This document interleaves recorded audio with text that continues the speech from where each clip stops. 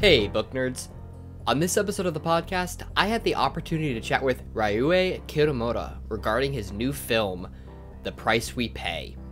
This thrilling horror film was filmed incredibly quickly, and based on the trailer, it looks fantastic. Let's get to the interview and learn more about what it took for him to direct and make this film. Thank you so much for taking the time to chat with us here at JeanBookNerd. We really appreciate it. For our listeners and viewers, would you please introduce yourself and tell us a little about this project? Okay, my name is Ryûhei Kitamura. I'm the director of this new movie, The Price We Pay, starring Emille, Hirsch, Dorff, Bernard Wells, Gigi Zumbato, Tana Zarino. So this project started in the middle of the lockdown when everybody was really doing nothing.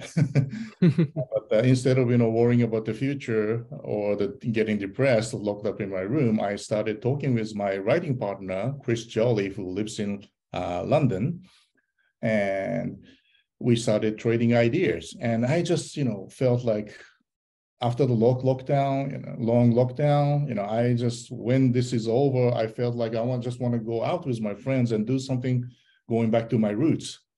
And kind of like 80s, 90s vibe, just crazy fun, bloody gore, splatter, action, horror movie.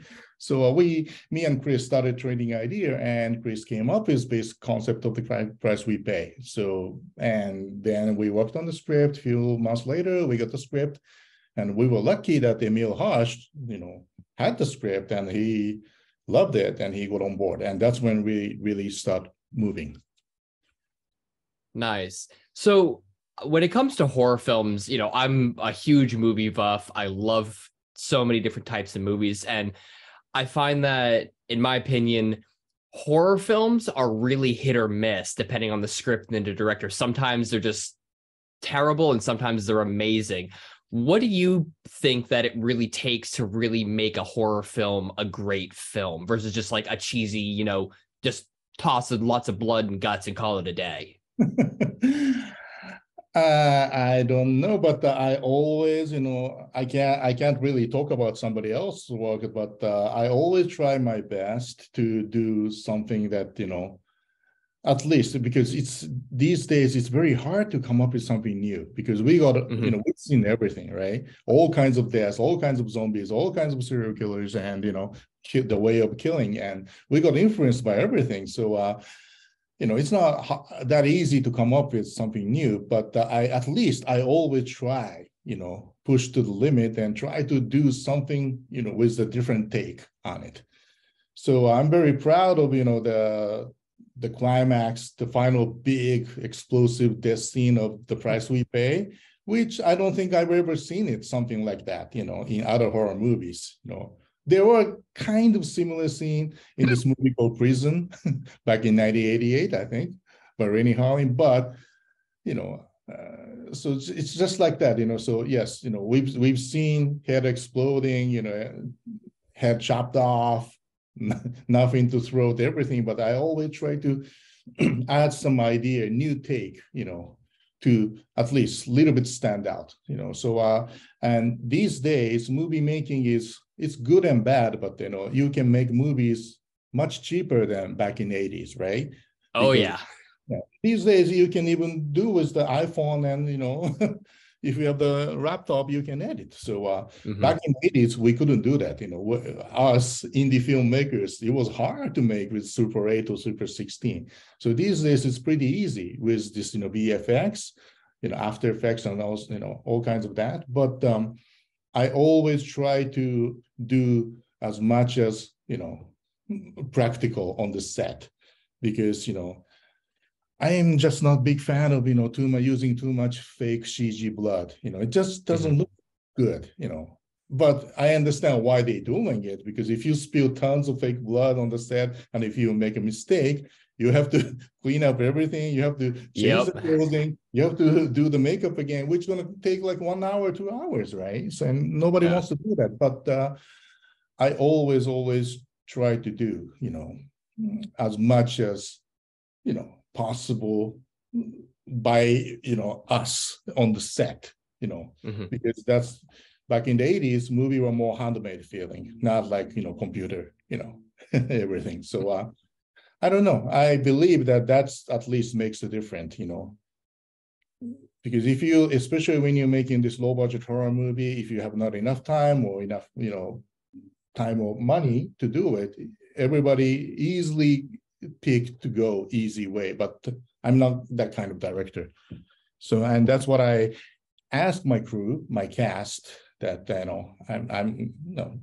I understand. So even like this climax fight of this movie, one day, poor girl, Gigi Zumbato, she's like amazing actress, right? But we were shooting in the middle of the summer in, the desert of New Mexico, right? Ooh.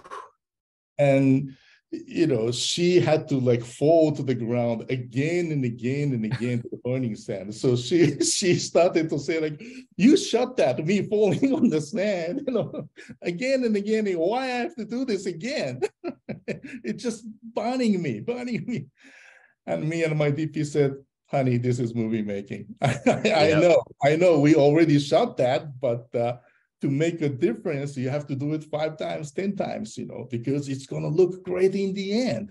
I know it's painful, but please. And she did it. So what drew you to directing? Because there's, as you said, there's so many roles, there's so many parts to play when it comes to making a film, not, just in terms of the production side. What drew you to wanting to be a director, and what drew you towards like the horror genre?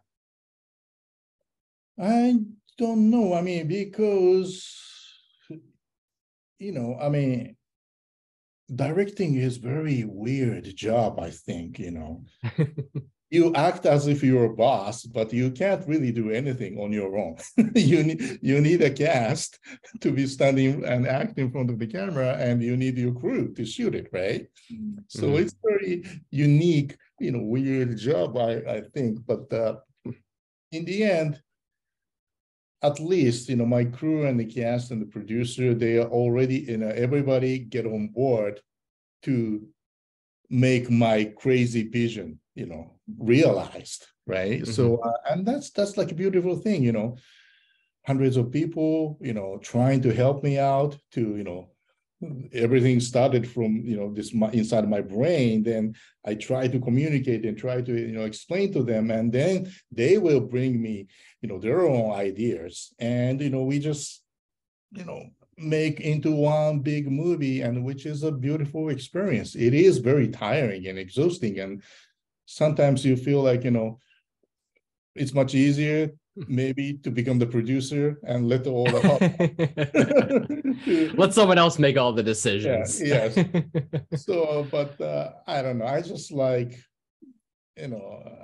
no matter how hard or exhausting or how painful, I just love to be on set and then working with my Korean cast, which is a beautiful thing. So, do you have a favorite memory or like a funny moment or something that you really remember and stands out to you when making this film?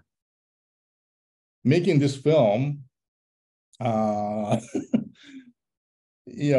day I woke up, right, Saturday, and I get up on the bed, and then I saw on the floor that my shorts and my socks, my boots were on the floor. So I was like, oh, I came into the room, I just, took off my shorts, my socks, then I just fell onto the bed.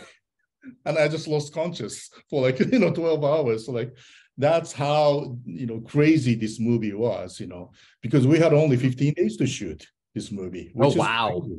That's very quick. And we only had, 10 days with Steve and Emille. And believe it or not, I only had 5 days to prep this movie. Can you believe that? That's very impressive. Because everything happened so fast, and I had other obligation to do this, movie in Japan. So I had to leave this, go back to Japan no matter what in 4 weeks. So gave me only, 3 weeks to shoot and 5 days to prep. But my background is indie guerrilla style filmmaking in Japan. So, I had the experience to somehow survive it. Well, I watched the trailer. The film looks absolutely fantastic. After watching the trailer, I just went, I have to see this movie. So congratulations. It looks amazing. And of course, I want nothing but success for you. So thank you so much. Thank you for your support. Absolutely. Thank you so much for talking to us. Thank you. If you haven't yet seen the trailer for this film, I highly encourage you to go watch it and you'll see just how awesome it looks. It sounds like it was not only a fun movie to make, but a very challenging and tiresome endeavor as well. I, for one, can't wait to see it. That's all for now, and we'll be back with a new episode of the podcast coming real soon. Any parting words for our listeners before we go, Ryûhei? Hi, this is Ryûhei Kitamura. I'm the director of The Price We Pay, and you're listening to JeanBookNerd.com.